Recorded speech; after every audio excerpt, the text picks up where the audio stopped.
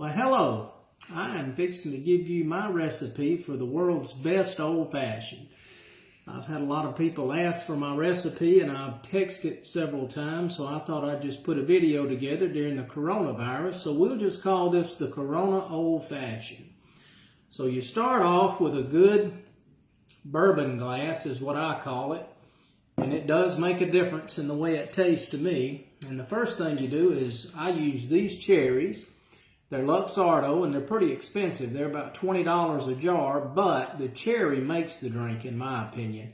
And if you try any other dark cherry compared to this one, you'll realize real quickly they're worth what they cost. So let's get started. And the first thing I do is get one cherry out of there, and I like to get a little bit of the cherry juice with it and put it in there. And then I take the cherry and I mash it flat. A lot of people like to muddle it and mess it all up, but I just like to mash it flat. I think it absorbs the bourbon a little bit better. And once we have our cherry, the second step is bitters. And I use these type bitters. Now bitters have a lot of different flavors, so I prefer this one, and seems to be the most popular type bitters. A lot of high-end restaurants, the bars in them, this is the exact bitters they use. So what I do is I put about 4 to 5 drops in it, like that, and that's step 2. And then step 3, simple syrup. Now simple syrup is usually clear, and that's what I used for years, but every now and then I like to mix my own syrup, and it's real easy to make your own. It's just 50% sugar, 50% water. You put it in a boiler, and when it comes to a boil, cut it off, stir it up, and then when it cools off, you pour it in a container. But you can buy this stuff, and it's only like $2 for a bottle like this for regular simple syrup. But I prefer this, and this is the sugar I use that I make it out of. But I think it gives it a little bit better flavor. But anyway, any simple syrup, and it's a ½ an ounce of that. Pour that in. It's really a real easy cocktail to make. Then your choice of bourbon.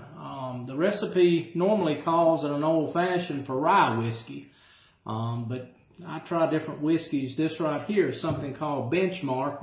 It's a real inexpensive, and for mixing a drink, if you're not drinking your bourbon over the rocks or your rye over the rocks, it's real good to make old fashions with. But you can substitute any bourbon that you would like, but I prefer this for an inexpensive bourbon, and it's called Benchmark. So it's actually 2½ ounces of this. One, that's 1½ ounces, and then that's 1 ounce. This is actually 1½ ounces jigger. So that's your next ingredient. Then you take your bar spoon, or any old spoon will do, and mix it up. And you mix it real good, because that syrup, it takes a little bit of mixing to get it mixed up in the drink. And then we go get the last thing.